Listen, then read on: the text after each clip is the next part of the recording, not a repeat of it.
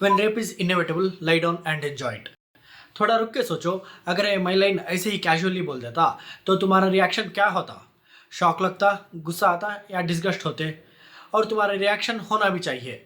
पर सच्चाई यह है कि ये लाइन मैंने नहीं बोली, या किसी रैंडम आदमी ने नहीं बोली, या किसी एनोनिमस अकाउंट ने सोशल मीडिया पे नहीं बोली। ये एक इलेक्टेड रिप्रेजेंटेटिव ने बोली है। वो बंदा जिसे लोगों ने वोट दिया, जिसे कुर्सी दी, जिसे पावर दी। और ये सब कहाँ बोला गया? असेंबली के अंदर, माइक पे, कैमरा के सामने। और तो और ऑफिशियल रिकॉर्ड्स में बात रिकॉर्डेड है। When rape is inevitable, lie down and enjoy it. और उस मोमेंट में सबसे डिस्टर्बिंग चीज क्या थी पता है? कोई आउटरीच नहीं था, लोग हंस रहे थे। हाँ, हंसी आ रही थी। और फिर एक अपॉलॉजी आई, सॉरी अगर किसी को हर्ट हुआ हो। और बस मैटर वही खत्म। सिस्टम ने बोला ठीक है, मूव ऑन। अब थोड़ा इधर देखो, एक स्टैंड अप कॉमेडियन स्टेज पे आता है और एक पैरोडी गाना गाता है। किसी का नाम तक डायरेक्टली नहीं लेता, कोई सीधा अटैक नहीं करता, लोग हंसते हैं, शो खत्म होता है, सब नॉर्मल। लेकिन 2 महीने बाद जब वो वीडियो यूट्यूब में अपलोड होके वायरल होता है, तब कहानी स्टार्ट होती है।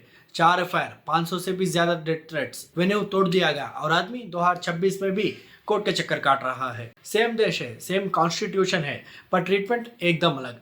तो दोस्तों, आज की जो बात है ना, वो थोड़ी अनकंफर्टेबल है, पर इग्नोर करना मुश्किल है। तो वापस आते हैं उस स्टेटमेंट पर।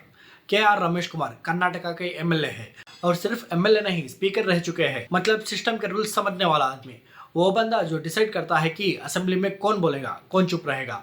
और वही बंदा दिसंबर 2021 में भरी असेंबली के अंदर बिल्कुल कैजुअली बोल देता है, When rape is inevitable, lie down and enjoy it। ये कोई एलिगेशन नहीं है, ये ऑफिशियली रिकॉर्ड में है, ना डिलीट हुआ ना एडिट हुआ।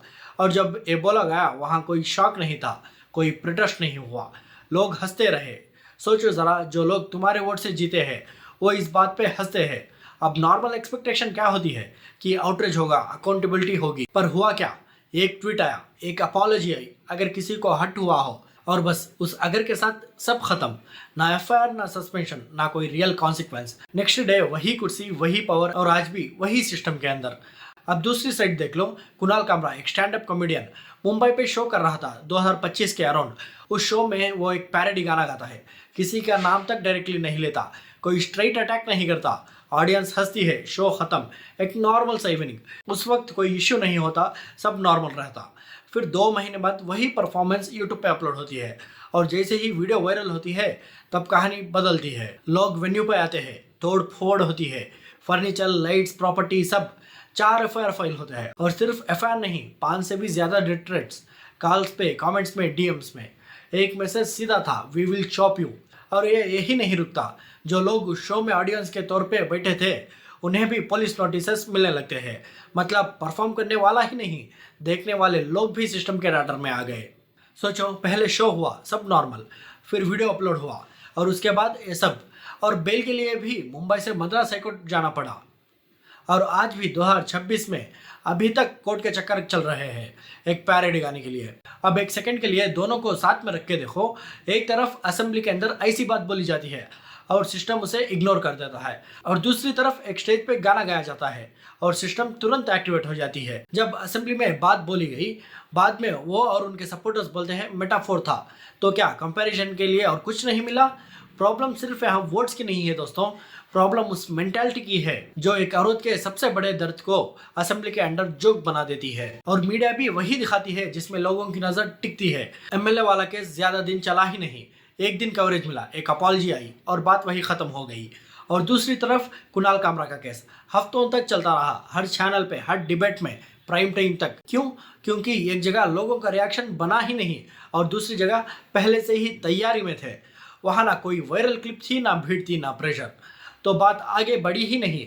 और यहाँ सब कुछ था कामरा के केस में, इसलिए रुकने का सवाल ही नहीं लिया था।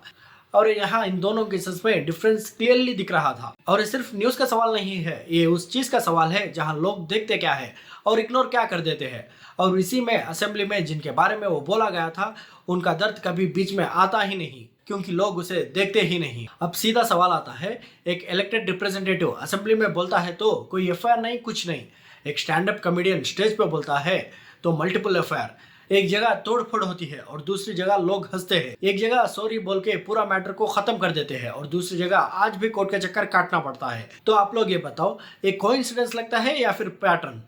और जब पैटर्न रिपीट होता है तो सिस्टम बन जाता है। और सबसे अनकंफर्टेबल बात क्या है पता है? सिस्टम सिर्फ ऊपर नहीं होता, सिस्टम हम भी होते हैं। हमारी अटेंशन, हमारी मेमोरी, हमारी साइलेंस।